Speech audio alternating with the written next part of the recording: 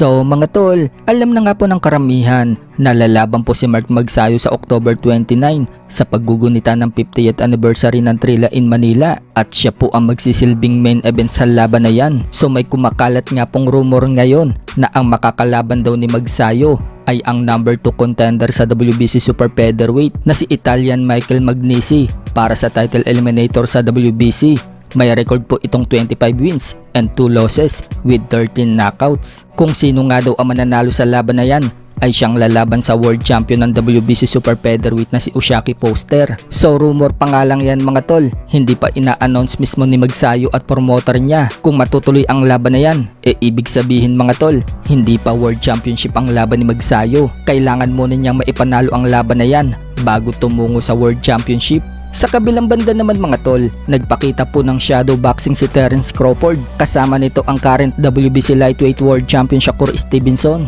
Bagamat mabilis pa rin po ang bitaw ng suntok ni Crawford, may mga nakakapansin naman na bumagal daw ang paa ni Crawford. Kaya sinasabi ngayon ng ibang boxing fans na mukhang babagsak daw itong si Crawford sa body shot ni Canelo kung ganyan daw ang galawan niya. Pero may mga naniniwala pa rin kay Crawford na kayang-kaya nitong ma-upset si Canelo at magiging 3 division undisputed na daw si Crawford sa September 13. 2 linggo na nga lang po mahigit, magaganap na ang bigating laban na yan. Sa ibang banda naman mga tol, 1 buwan na nga po mahigit ang nagdaan matapos ang laban ni Legend Manny Pacquiao kay Mario Barrios sa Amerika na nauwi sa majority draw. Hindi nga po tumataba si Manny Pacquiao. Pinakita po kasi ni Manny Pacquiao na namumukol pa rin ang abs niya. So tuloy-tuloy pa nga rin po ang pagtitraining ni Manny Pacquiao kahit na nasa mansyon niya ito. Nagja-jogging si Manny Pacquiao araw-araw kasama ang asawa niya mismo sa malawak nilang bakuran. Bukod dyan, katabi lang po ng bahay ni Manny Pacquiao ang kanyang stadium na may basketball court at meron din gym. Kaya kahit na hindi nagpapakita si Pacquiao,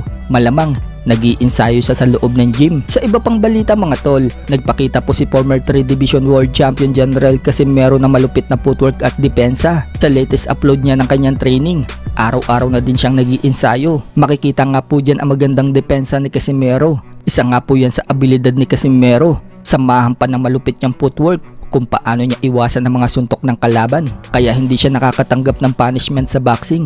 Kaya kahit na may edad ng 36 si Casimero, malakas pa rin siya. Hindi pa siya bugbog sarado, yung tipong pumuputok ang mukha niya sa mga laban at wala pang nakakapagpatulog sa kanya.